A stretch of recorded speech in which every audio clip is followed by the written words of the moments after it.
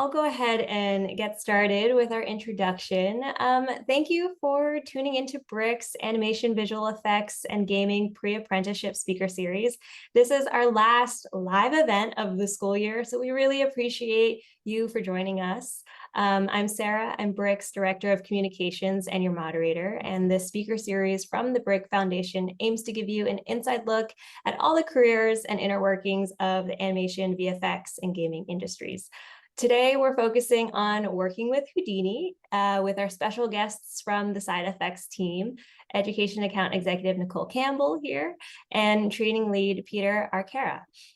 Together, they'll teach us more about Houdini's procedural 3D animation and VFX tools and how this industry software can be applied across a variety of technical and artistic careers that may be outside of the typical animation VFX gaming industries that you might be here for. We'll host a live Q&A during the last 15 minutes of the session, so make sure to use that Q&A button at the bottom of your screen to submit any questions you might have along the way. And with that, I'll turn the presentation over to Peter and Nicole. Thank you so much. Yes, my name is Nicole Campbell. I'm the Education Account Executive on the education team at SideFX Software. My main goal is, and something I've been tasked with, is just getting the Houdini software into the hands of younger learners. So that's when we're super excited to be here talking with you today. Peter will get into a lot of the technical fun stuff. I'm just going to be talking to you a little bit about what we can offer to you as a student. There we go. So if you're not familiar with what Houdini is, it's a 3D animation and visual effects software application.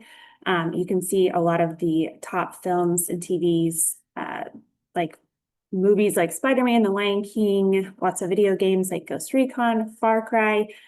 So we're also an Academy Award winning software, so that's super cool. We have an Oscar in our office, which is fun to go see. You can go to the next slide. But one of the main things that we want to share with you as secondary school students is that Houdini is free for you as a secondary school student. So at this time, if you are looking to get an education license, you do have to go through your school. So if you want to just have your CTE instructor or your STEM instructor reach out to me directly, or our education team will be happy to get you set up with however many licenses your school needs. And we also have some perks for the instructors as well, if that is any incentive for them to reach out. So my email address, and I can share this later, is NicoleC@SideFX.com, or you can reach out to education@SideFX.com as well. But as she mentioned earlier, Houdini is mainly known for visual effects in games, but there's so many different ways and avenues that you can take to use Houdini. So we recently have started getting fashion schools coming in to make different clothing with Houdini. We have scientific visualization schools reaching out to us to make different things for biology animations and things like that. Architecture is really starting to use Houdini and just like interior design and things like that. So you can see down at the bottom, there's tons of different jobs of current Houdini users. And then you can kind of see if you're more on the technical side, these might be applied to you a little bit more. If you're more on the artistic side, the visual effects games might apply to you a little bit more. So we just want students to know that you don't have to be a visual effects or games artist or technical person in order to use Houdini. There are so many opportunities for you to use Houdini in the real world. So that's all that I have for you. Again, if you have any questions about licenses or anything like that, please feel free to reach out to me. And I will turn it over to Peter for all the fun stuff. Cool. Thanks, Nicole. Thanks so much for all that. Yeah, so what I'm going to be talking about today, my name's Peter Arcara. I'm one of the training leads at SideFX. And what I'm going to be talking about is just a little bit of an intro to Houdini. And I've named this A Hero's Journey because we'll be kind of following a hero throughout this whole kind of learning process and seeing what some of the simulation types we can do with Houdini. So So what's today's agenda? So first of all, we got a few different topics we're going to touch on. First thing I'm going to talk about is what is proceduralism. That's something that's really popular. It's a very kind of core idea to Houdini. So we're going to talk about what proceduralism is. Then we'll do a quick intro into Houdini and the UI, kind of what it looks like, how you might navigate it around. Then we'll meet our hero and explore some simulation types. And these are basically different ways that we can, different types of interesting simulations and effects that we can create in Houdini using some pretty small networks of nodes. And you'll see a little bit more of how that works. But basically, it's not going to take us a ton of steps to get some really interesting simulations done in Houdini. And then we'll actually talk a little bit about just maybe a couple other things that you might not even know that Houdini does. So we'll kind of wrap it up at the end and talk about a couple last things there. But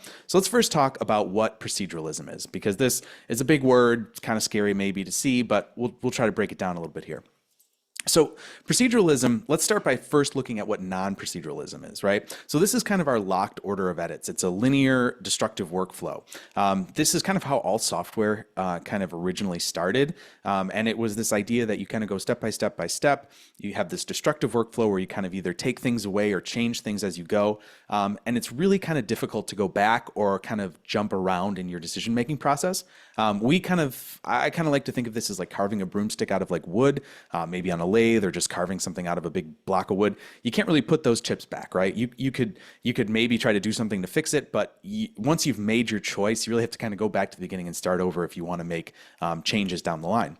The idea of proceduralism or a procedural workflow is this non-destructive kind of idea of working. And you might hear that from other softwares as well. We're not the only ones in the world that have it. However, our software is completely procedural. It's kind of top to bottom.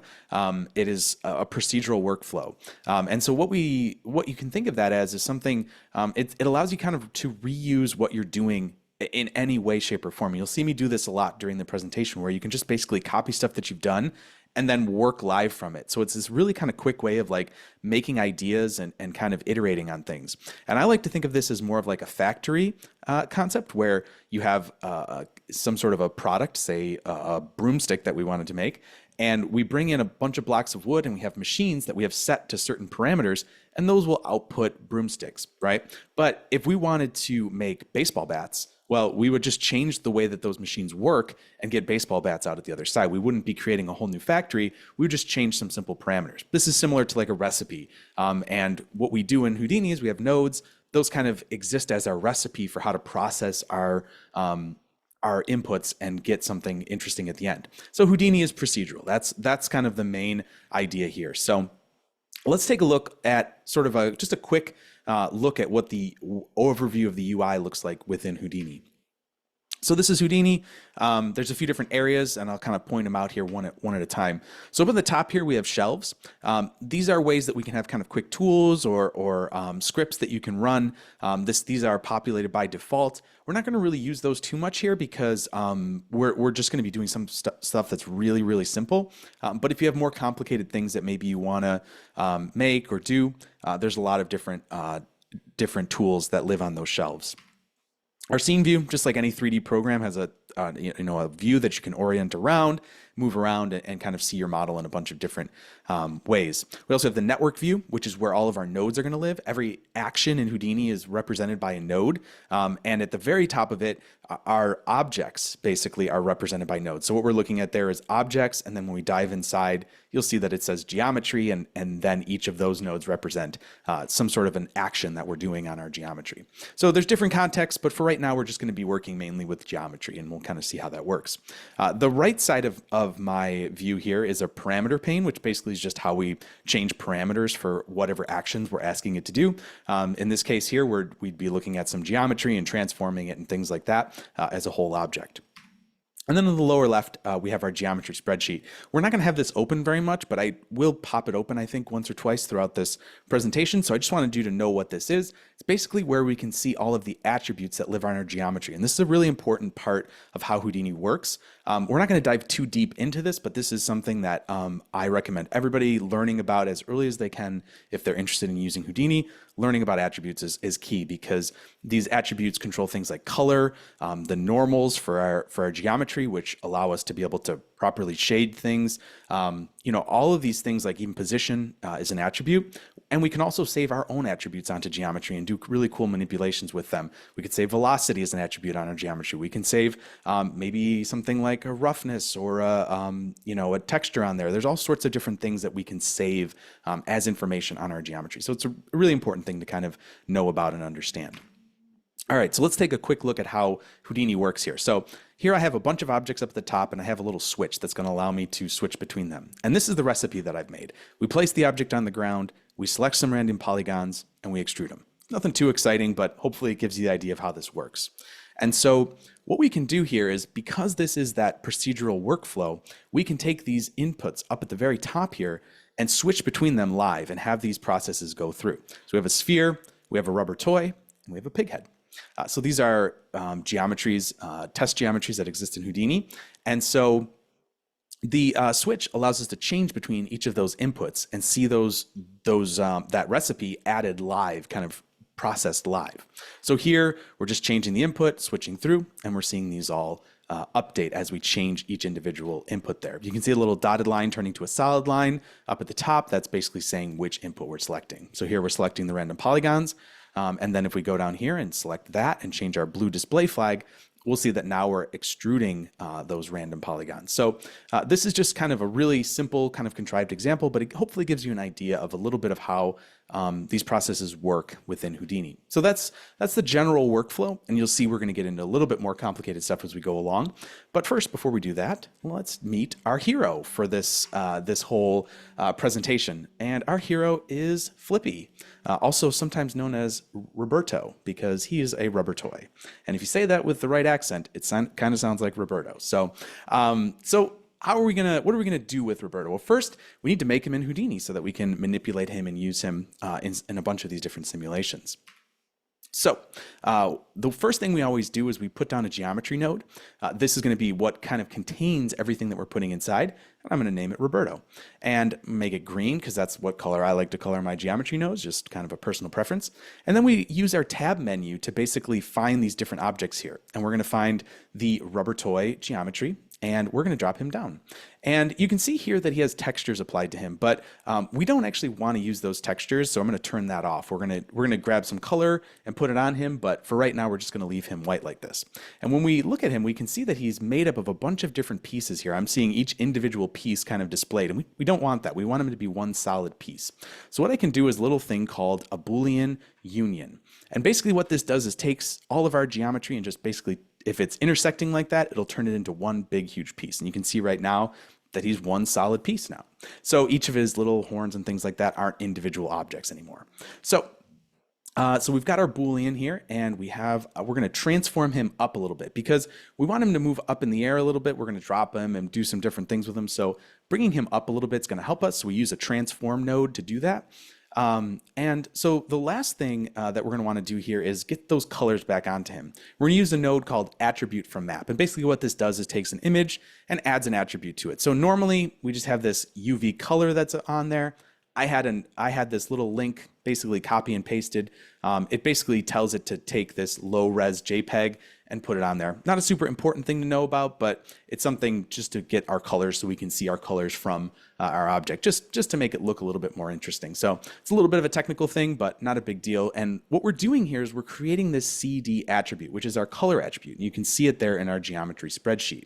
And so this color attribute is going to flow through all of our different simulations and processes that we're going to do on this.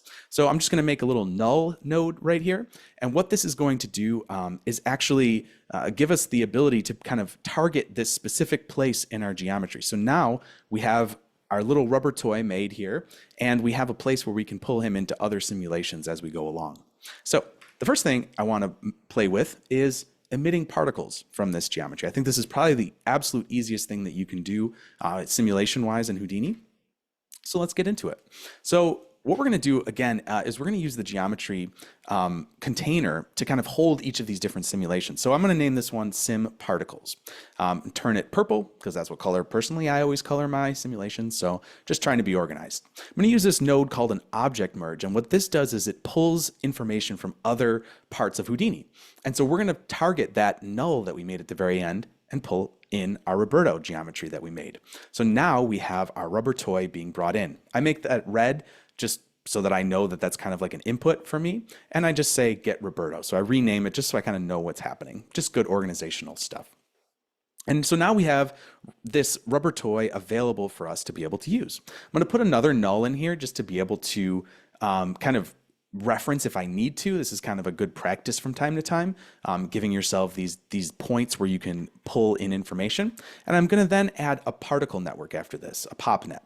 And so what this is going to do is start emitting particles from whatever geometry we put into that input. The top of these nodes are inputs and the bottom are outputs. And so as we play through this, we're going to see that these particles are going to be, these kind of weird disks are appearing, and it sort of makes this weird look. And we want to fix that a little bit. What we have on here is an extra attribute that's causing it to show that way. So what I'm going to do is I'm just going to delete that attribute. We don't need it. It's not really important here. So I'm just going to go in and delete this shop material path attribute. And so we have these individual particles here showing. And as we have those in there, I'm just going to turn this dark gray so you can see it a little bit better. We have these individual particles now. They're colored, and we can see them kind of appearing slowly as they're added to this scene.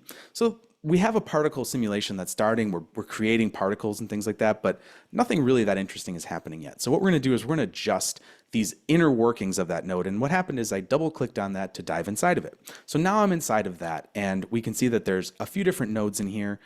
There's a source. There's a little merge here, which is where we put our other nodes into it, our rest of our recipe.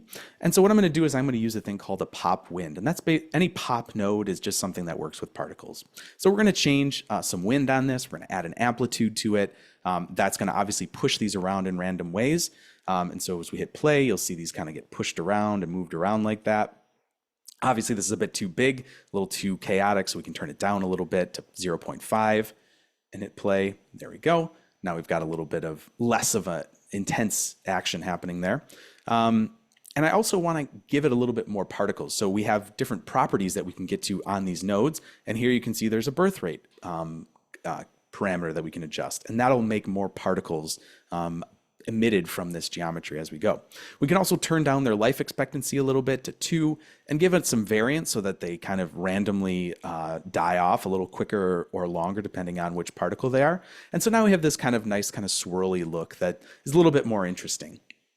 However, if we look at this, we can see that our particles are kind of going all over the place. They're going through the geometry. They're actually kind of moving just wherever they feel like it. The geometry of Roberto isn't actually colliding with it. So we're going to add a little thing called a static object in here, and that's basically a way to just tell Houdini that this is something that it should collide with. So we're just going to select both of those, hit Alt and click, and that adds a merge in. And this merge node, what it does is actually adds a collide relationship, which means basically we're just able to collide these particles with the static object. And what I do is I just find the geometry in right there, select that, and that's going to be what we're going to use as our collision object. So now we have an actual solid piece of colliding geometry in here. And if we hit play, we'll see that actually the particles are not going to go through this anymore. And we can actually turn the display of that off by unchecking that.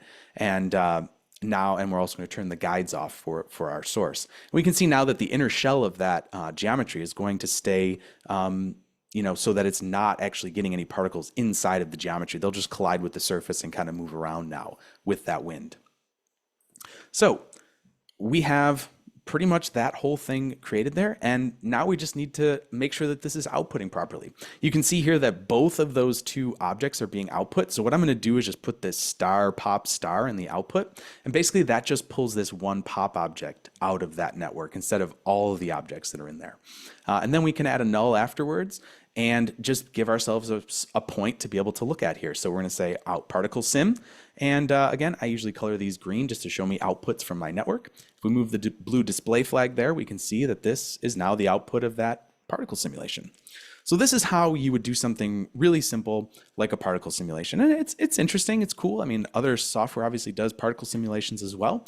So it's kind of a fun thing to see how that would work in Houdini.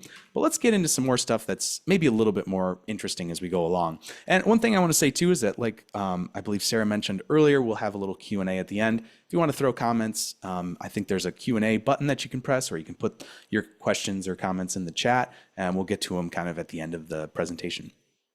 Okay, so let's take Roberto, let's turn them into wet sand this time. So like I said, we can actually take these and duplicate them. So I'm just alt clicking and dragging to make a new copy of this. And I'm just going to call this sim grains. And the reason I'm doing this is because I already have, I'm turning off the display of those there. We already have this object merge at the very top. So I can just select and delete all of that. And I get that object merge that's looking at that place that I wanted to with my geometry. So now what I'm going to do is turn him into a thing, use a solver that we call vellum, and we're turn him into grains. And so this, we're going to be able to create points from a volume. And here's now a bunch of basically grain particles that we're creating from this geometry that we've put in.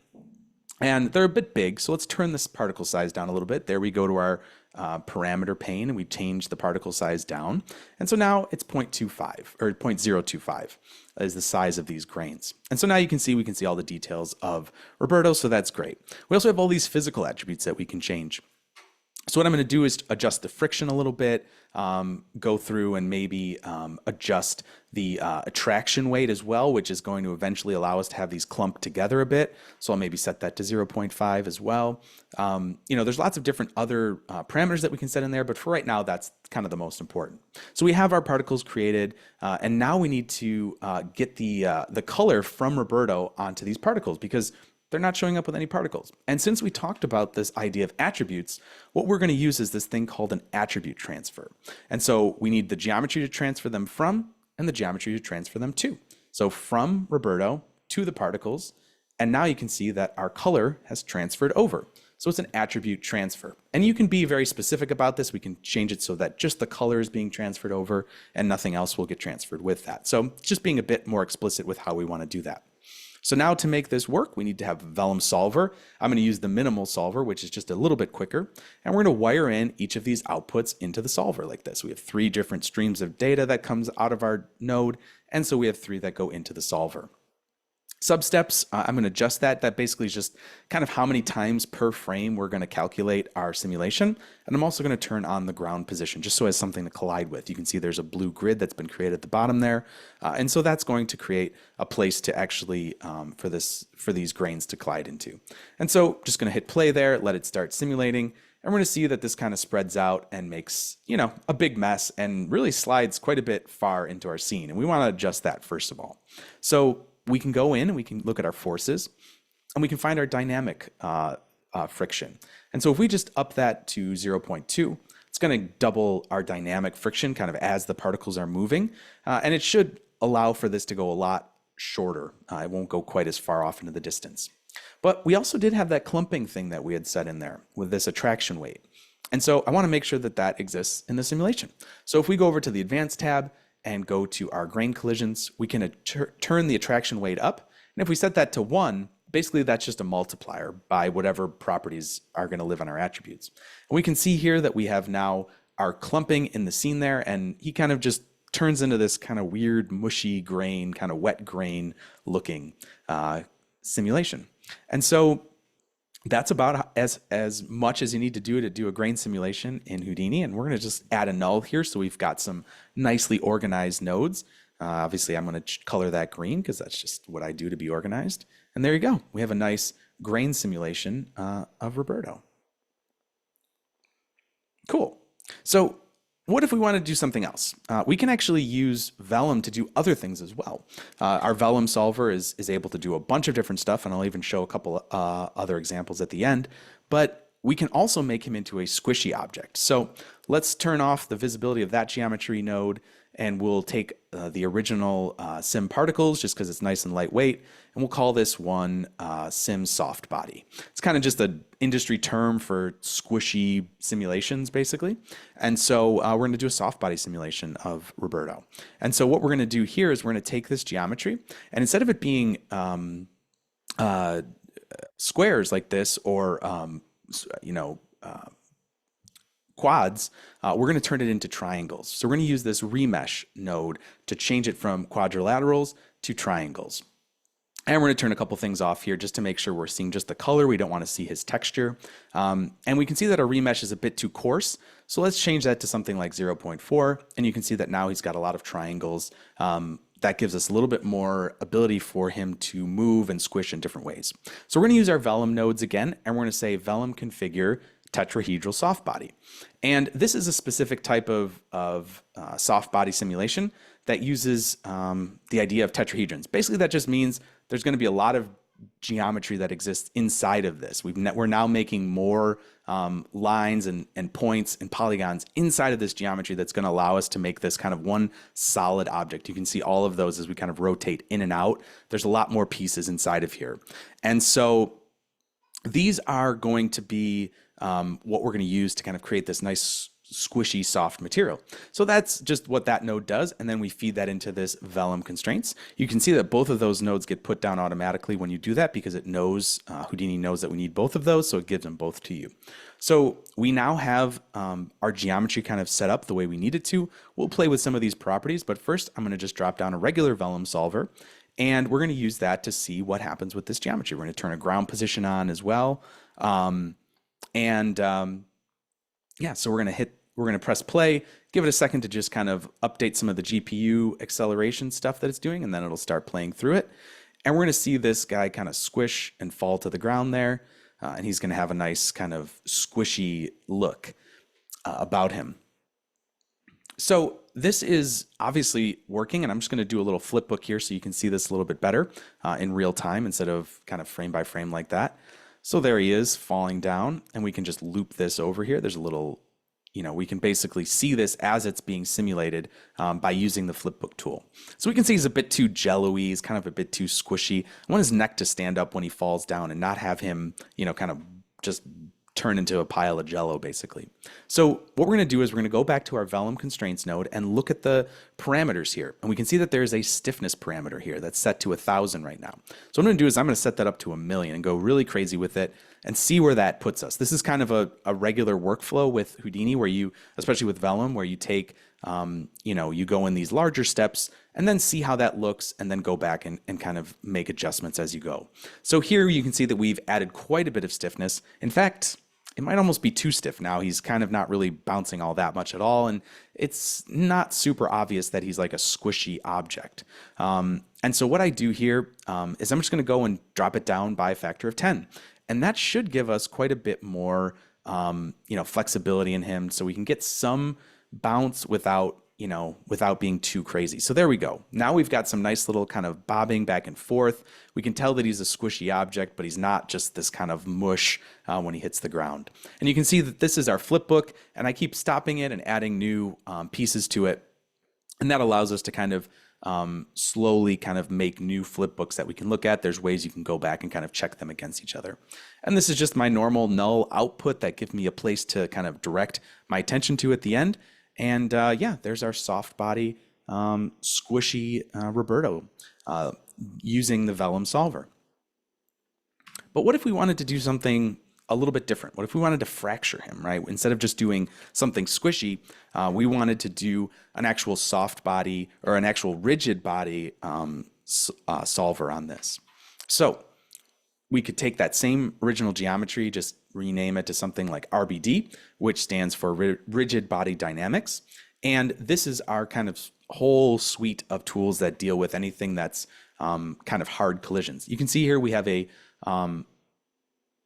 color attribute on him. And so what we're going to do is we're going to actually promote this attribute from living on the points to move them up to the primitives. We can move where our attributes live.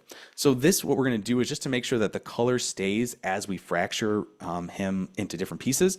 You'll see that it's a little bit more faceted where the colors are. And that just means because each polygon now has its own color instead of each point. So we're going to use this thing called an RBD material fracture. We're going to feed that in. What this is going to do is it's actually going to have, this is like a high level tool that allows us to do really interesting fractures. In this case, by default, it's set to be concrete, and that should be fine with what we're going to do here. So we have these individual fractures, right? And we're going to look at how this is done, right? You can see there's a couple cut lines there, but what do they actually look like? We're going to use this RBD exploded view to break this apart and kind of take a look at each individual piece. And this is cool. We can kind of see that there's some fracturing going on, but I'm not super happy with this. We're living in this sort of procedural world where we can adjust anything, and I want that back end to be a little bit more broken up, a little bit more uniform. So how can we go about doing that? Well, there happens to be this last little input here, and we can take a bunch of points and tell it, hey, fracture this object where these points exist. So I'm going to take a node called points from volume, and we're going to turn Roberto into a bunch of points inside of him. You can see the guide there, but there's a bunch of individual points that exist within him. And so what I'm going to do is I'm going to use those as a source to be able to break this fracture apart. So I'm going to jitter it a little bit just so they're randomly in different places. And then I don't want to have, the hundreds of points that are here. So I'm going to use a delete node, and I'm going to just randomly delete each individual point here and just make a lot less of them, basically. So we're going to do an enable on that, and we're going to just turn the percentage up. You can see here that this is randomly deleting those points. I think I chose 97%. That seemed about a good amount. And yeah, so we're going to feed that into that last input. And then from there, we can now see what this fracture looks like. Right now, we're just seeing it still as it is. So we need to actually enable those input points, do that little check right there, and that is going to now recalculate and fracture based on those points that we put in there. So now we have a much more uniform fracture across this whole object. So, from there, we also can see another thing here that's called constraints. When we have these multiple streams of geometry, you can see here there's 3 outputs on that. That pink output is actually the output for our constraints. And basically what that means is it's just a way to be able to link these objects together when we do a simulation. And so we're going to need to make sure that those constraints break at a certain point. But for right now, we can just visualize them and see what they look like. We can also see here that the inside of these have just kind of random colors on them. And so I'm going to use just a color node to set the insides of those to a white color. You can see here that this color node is now setting the whole thing to white. Sorry about that little jitter there that's happening.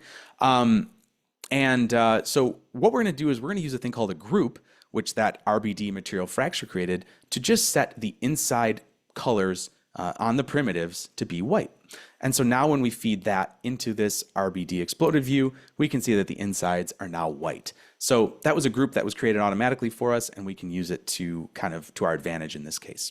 So now I'm just going to wire each of those inputs into our RBD bullet solver and move the display flag down there. I'm going to need to, you can see that some of those constraints you can now see a little bit through that, and we'll mess with those in a second. We're going to turn the ground plane on just to make sure that we have a ground plane in our scene. And from there, let's just hit play and watch this drop to the ground, and nothing fractured at all. So the reason for that is that those individual lines that are representing our constraints, they're just too strong. And you can see there's a constraints tab here, and there's a primary strength to them. So I'm just going to turn that way down. I think I turned it to like 200 or something like that. Yep. And so that is now going to allow this to break apart and fracture. There's another thing you might notice here, that we have really flat inside edges to this, and it just looks kind of silly.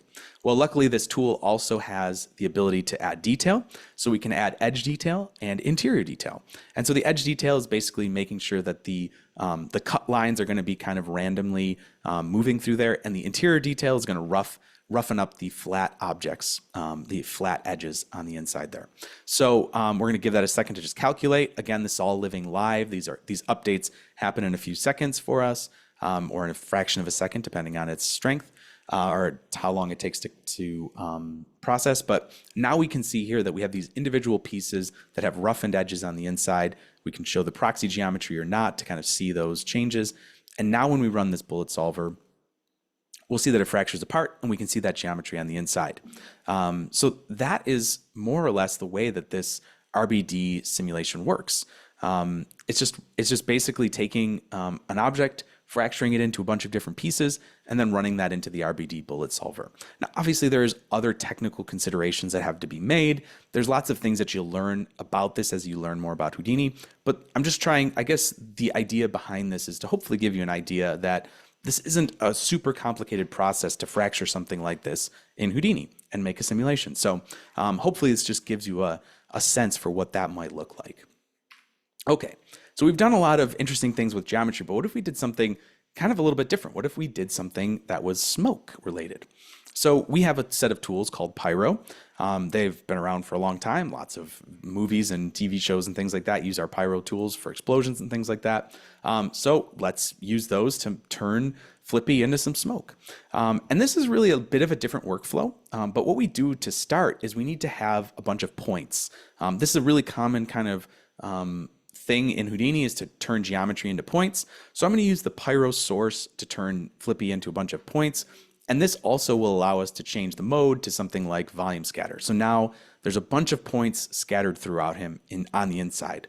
This is similar to what we've done on a couple other things so far, but this is a like custom made node that will allow for these things to work the exact way we want to. And so we can initialize things like smoke. So now we've added density, temperature, and I also added some color. And you can see that there's different attributes that have now been created: alpha, density, p-scale, and temperature. P-scale is an interesting one because it's actually the scale of each individual point, but the nodes kind of know how to use them, and they know what to do with some of these default attributes like p-scale.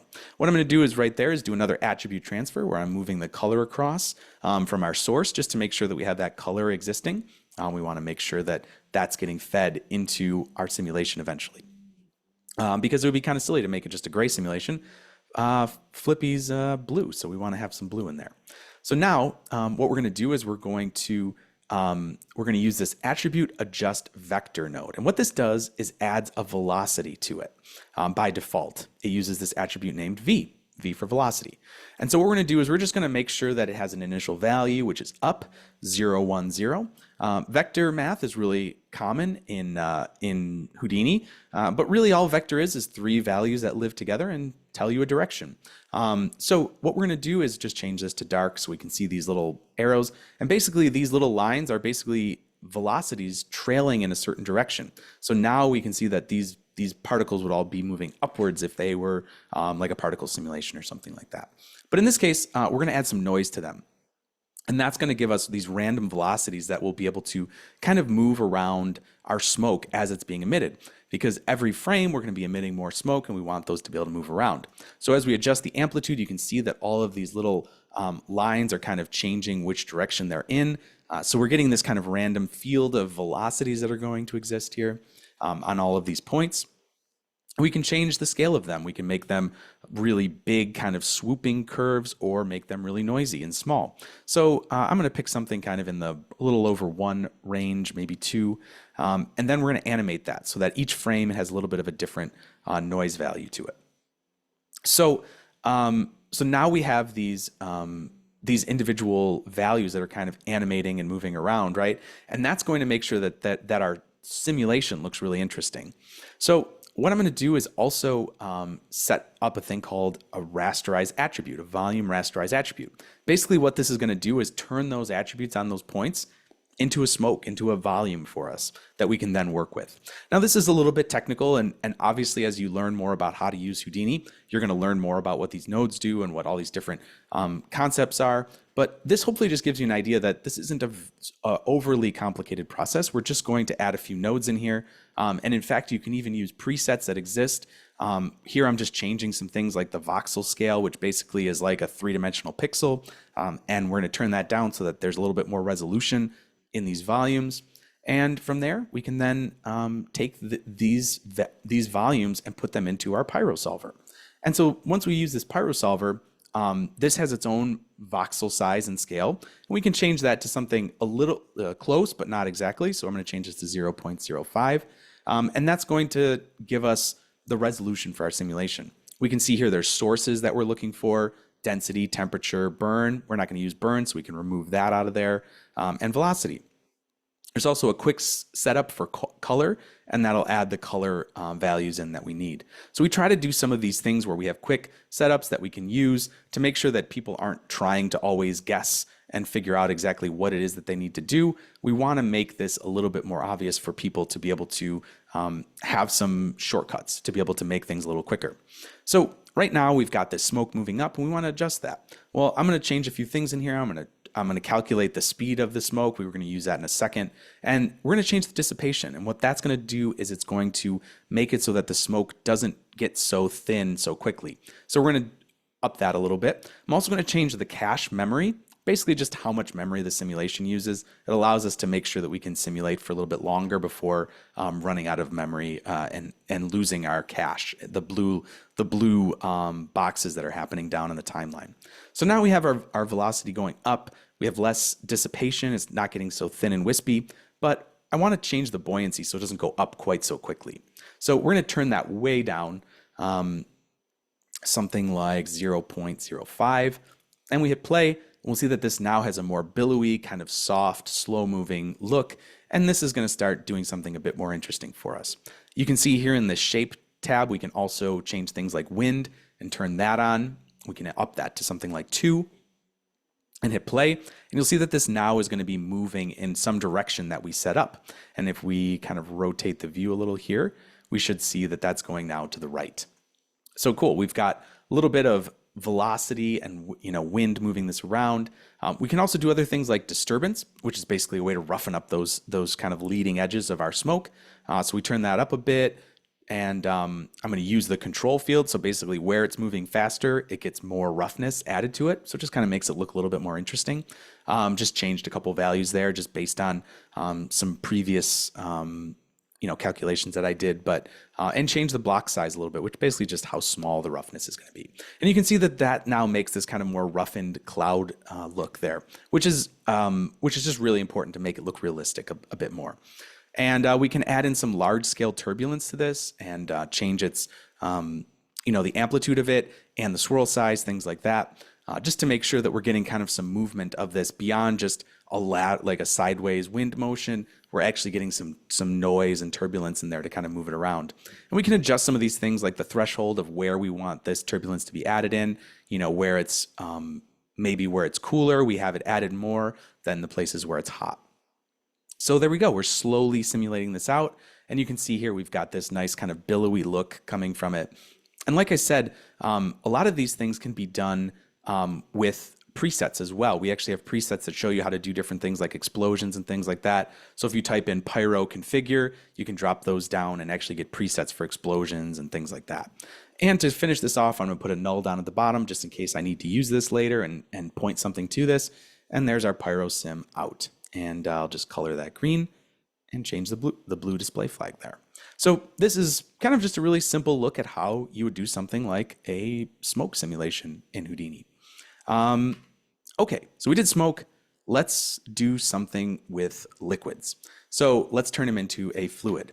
Now, his name is Flippy because the type of fluid simulations we do in Houdini are flip simulations. And so we named him Flippy because he's a pool toy and water, and it just made sense.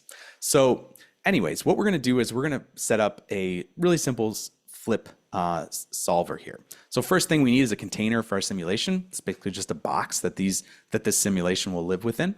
And so we can just change the size and things like that over in the properties there. So I'm going to change it to something like 5 by 5 by 5, and maybe even shrink it a little bit in the y-axis, 3.5, something like that. And then we just need to move it up so that it sits kind of more on the ground plane there. We'll have it move up just slightly, like so. And there we go. We now have our box that's going to be the container for where our fluid where the simulation can actually happen. Outside of that, you'll see that the particles will kind of just move past the boundary. You can actually set it up where they'll collide with the boundary. I'm not going to get into that in this setup here. So there we go. So now we're going to source something into our flip simulation, and here you can see here's Flippy. That's actually a little surface representation of him, and he looks really blobby because he's a little bit low resolution. We'll fix that in a second, but the one thing we want to do is change his activation. So we only want him to be fluid. We want to emit his fluid on just the first frame. So what I'm going to do is just make some keyframes there and keyframe that activation on and off over those 2 frames. So now we have our container with our blobby Flippy, and I'm going to go up and change the particle separation to 0.02. That basically just makes it so we have more of those voxels for our volume. We talked about that a little bit with the smoke, and that comes in with flip as well. And so here we now have our flip source, and we're going to use a flip solver below that to actually control the simulation, and that's where our simulation is going to live. So now you can see that that's turned into a bunch of blue particles here, fluid particles, and if we hit play, oh, I did forget to make a ground plane. Got to have something for it to collide with. We'll see now when I hit play that this will start to simulate down. As it goes faster, by default, it kind of shows a color based on speed. We can see him kind of splash into a puddle and kind of just go everywhere, and when he gets past the bounds of that simulation, it'll just kind of be deleted basically from the simulation in the current setup that we have right now. So that's kind of what you're seeing here with these edges where it kind of goes past it.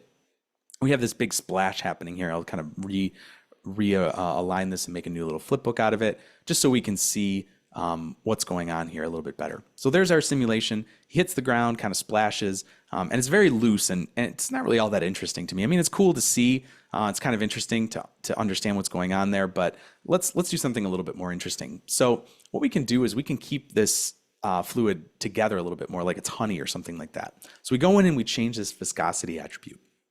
And with this, we can make it a thicker kind of substance. And so we'll take the viscosity and turn it up. In this case, I use 200. You can go anywhere, you can go as high as you'd like, but it's going to obviously get more and more hard and really not do anything all that interesting for you. So now when we look at this, we'll see that he kind of falls into this kind of gooey state and just kind of plops into a little like fluid pool, basically. And I think this is a lot more interesting than what we had going on before.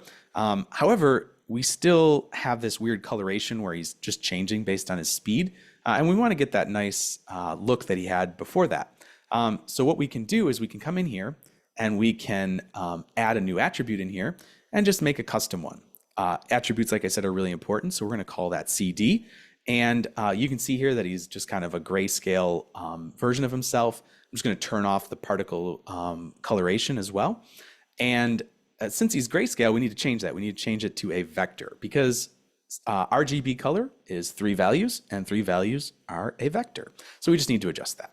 And there we go. So now we have our points as spheres, but with his actual color from the original simulation there. And so let's see what happens here. We'll let this flipbook run with the new simulation and you'll see him kind of splat down and all of his color will stay relative to those particles. And you'll see his face kind of melt into a little puddle like that. And, I think you get a little bit better sense of how the actual simulation is working overall. So this is kind of the idea of how a flip simulation would work. Now, this is obviously a very, very simple simulation. And if you want to see more complicated ones, just like with our Pyro solver, we actually have a bunch of node kind of recipes that are pre-built.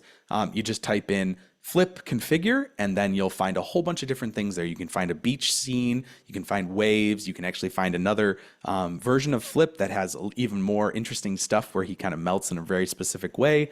So there's some really cool stuff that you can get out of that. But for this one, we'll just add a null to the end of it, and we will drop him down, or call it flip sim out, change it to green, and there we go. We've got our null in case we want to have that sourced somewhere else down in our workflow later. That's why I keep doing that, just more of an organizational thing, and it's a good habit to get into. Okay, so if we want to see what all these look like, here we go. Here's all of those different simulations that we've done with Flip, with our little rubber toy. And I think it's kind of cool. You get to see a bunch of different versions of this. You get to see a bunch of different types of things being made. Now, obviously, those are not interfering with each other or interacting with each other because those are all unique simulations. I just took each of those objects and kind of moved them along in the the x-axis so that we could have them all next to each other and see them. Now, one last question though: what if we had a different hero? So the really cool thing about proceduralism in Houdini is that we've done all this work. And if you all of a sudden had a new little character that you wanted to use, you might be like, oh, I got to redo all that stuff. Not in this case. With this one, what we're going to do is we're going to take a look at our Roberto up here. And I added a couple extra nodes in here. And so now we have our pig head geometry. So now we have this pig head, and we're going to transform him. So he's in the same position as Flippy. You can see that pink little thing is ghosting him. So you can see where he lives. So you can move things in the same position. And then we just use a file that has his colors, so we can add the colors back into him properly and not just as a texture. And now we have the pig head. And since it's all looking at that same node at the very top, when we do this, it'll process for a few seconds. You're watching this in real time, and it will now have all of these simulations basically set up and ready to go with this new geometry. And there is all of the starting positions for each of those, each of our new heroes. Work that we're going to do with them. And if you want to see what that looks like, here's just this. I just literally ran the simulation. I didn't change anything, and that's exactly what it looked like. So now we have all of those same simulations with the fracturing, with the sand grains, with the soft body. You can see his ears are wiggling really crazy. Lots of different interesting things happening with this actually that weren't even happening with our other simulation with our other character. So you can see how quickly you can take some stuff that you did and make more and more and more examples. You can have new characters. You can, as long as you're being smart with how you work, you get some really great benefits out of it. So you might think, well, that's cool. You can do a lot of simulation, but no, there's a lot more that you can do with Houdini. We can do things like modeling. So all sorts of different modeling, polygon manipulation type things that can be done here, beveling, extruding, things like that, using tools, making tools within Houdini that you can hand off to other artists, things like that. Lots of stuff that can be done with procedural modeling techniques. Our vellum tools have more things like hair that can be done in there, cloth, all sorts of different things. This is actually a simulation of hair on a lion. And if you heard Nicole talk earlier, stuff from The Lion King was done using some of our tools to do simulations and things like that. So lots of really cool stuff used out there in the industry from Houdini.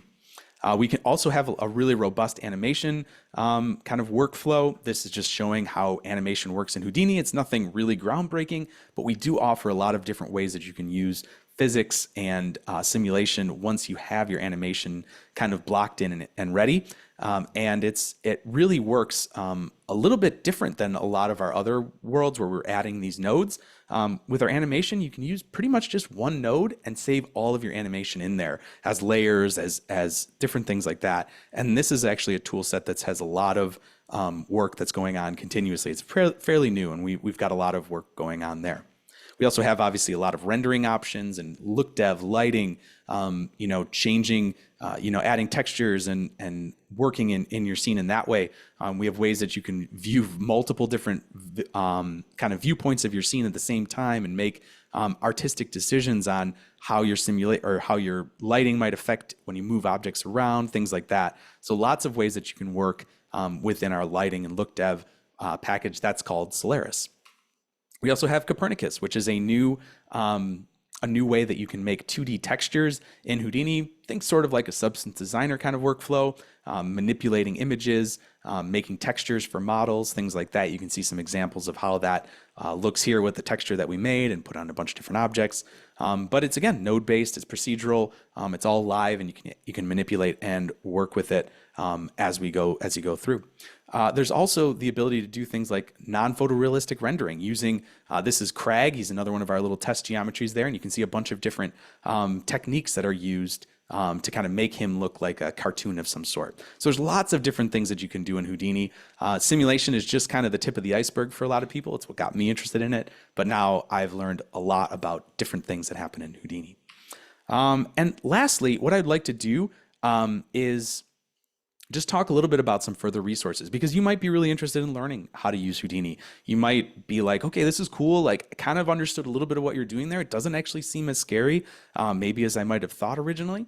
So how do I get into this? How can I learn more about this? Maybe your school doesn't have it yet. Maybe you've used it in a lab at school, but you're looking to play with it on your own. What can you do? Well, the one really great thing is that Houdini has a free learning edition called Houdini Apprentice. That's for learners, beginners, anybody that's using it at all in the world can download a free version of Houdini and play around with it. It does have some export limitations and things like that, but it is a great way to learn. It's how I started learning. You can do a lot of stuff with it. And then once you have that, there's things like the foundation lessons and the community tutorials that exist on SideFX.com. When I first started learning Houdini about 10 years ago, the amount of tutorials was kind of limited. It took me a while to kind of find good stuff to learn how to do these different simulations. Now it's everywhere. You can see there's this whole foundations pathway. I can't recommend enough. They're being updated kind of slowly over the past few months, and there's lots of great new stuff in there. You'll see all different examples of explosions and how to do terrain and fluid things, and even making stuff for game engines. Houdini works with game engines as well as a plugin. And so lots of stuff that you can learn on the SideFX.com just platform overall. And then the community tutorials, there's so many of those, all sorts of interesting different things that you can get into. And there's different learning paths that we've curated, especially this getting started one. Go there, you'll find tons and tons of information to be able to get further in your Houdini journey. So that's pretty much what I have for my part of the presentation. So thank you all so much for listening in, and I saw some questions in there. And so I think we have a little bit of time for some Q&A.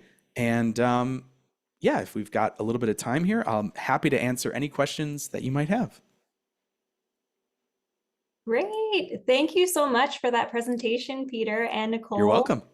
That was so comprehensive. I didn't realize how many capabilities and tools were embedded within Houdini. So that was amazing. Cool. To have a run through of.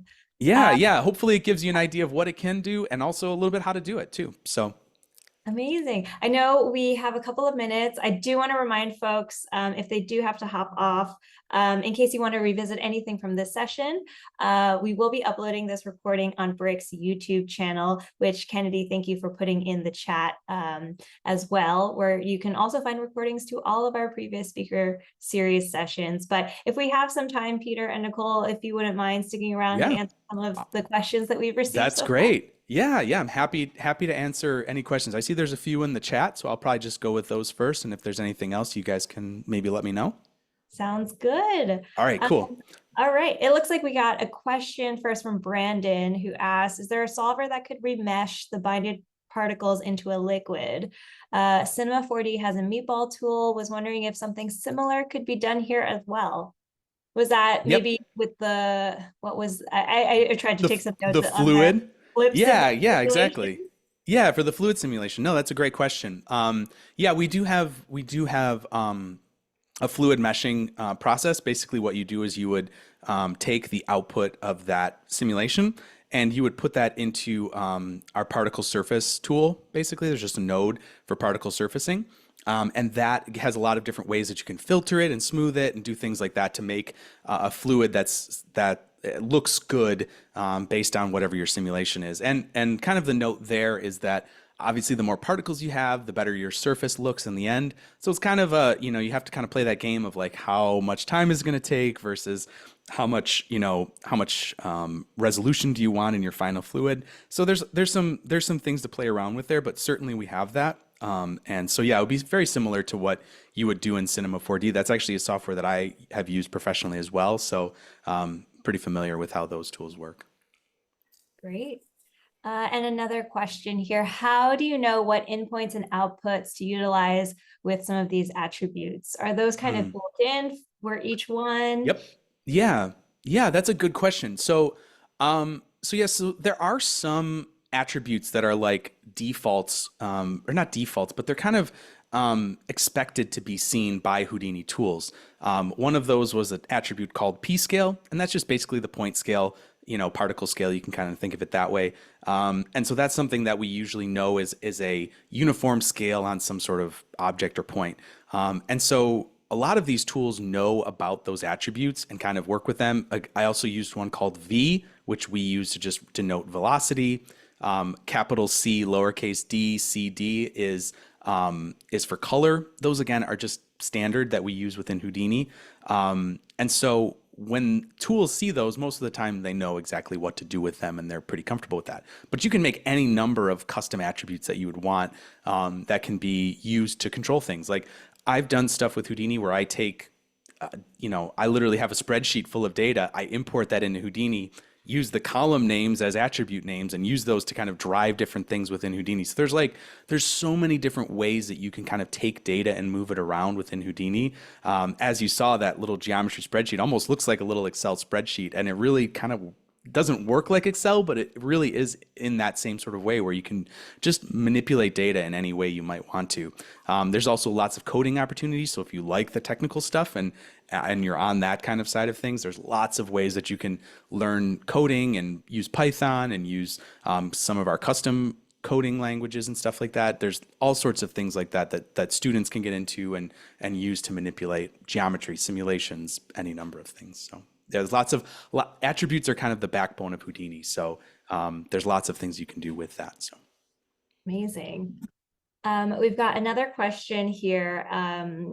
Piggybacking off of those amazing resources that you shared and all of those tutorials, Brandon asked, what tutorial would be a good starting point to work from? Some of them looked like they were a little bit more beginner friendly than others, maybe some more difficult to grasp. Any suggestions there? Yeah, so I like I said, the foundations, those are really great set of kind of lessons. They exist in kind of the getting started learning path that we've created. And so that's all done by a really great guy on our marketing team who's worked in Houdini for years and has literally written a book on Houdini. It is also available on our website. And so it's kind of, it has videos, a book, has all of these interesting things there. Yeah, I see Nicole put that in the chat. And so if you're a visual learner from videos, if you'd rather have written out instructions on how to work through things or sheets of information, all of that is kind of all kind of complements each other, and you can use those as a really great learning start. And that would be my suggestion, is to start there. And as you kind of go through that, you'll find there's other learning paths too. So if you really do like game development or things like that, or want to make tools for game development using Houdini, there's a whole learning path for that. And there's all sorts of different ways that you can kind of, we kind of curated different learning paths that'll guide you through the software. And also, if you get into our tutorial section, those can all be filtered by different topics and skill levels. So if you're looking for a beginner lesson on flip, you can do that. If you're looking for something beginners on particles, you can find that as well. So you can kind of mix and match different ways to go about it. But yeah, highly recommend the foundations. It's a really great resource. Incredible. All right. I think those are the last of our questions. Peter, Nicole, I want to thank you again so much for joining our speaker series. It's been so delightful to learn more about Houdini and all of its amazing capabilities. Thank you for sharing those resources as well. We'll make sure to include links to all of those in the description of the recording when it goes up on our YouTube as well. But for now, thank you so much, and I hope you have a great rest of your week. And a great summer ahead. Great. Thank you so much for having us. Yes, thanks for having us. All right. Thanks, everybody. Bye. Bye.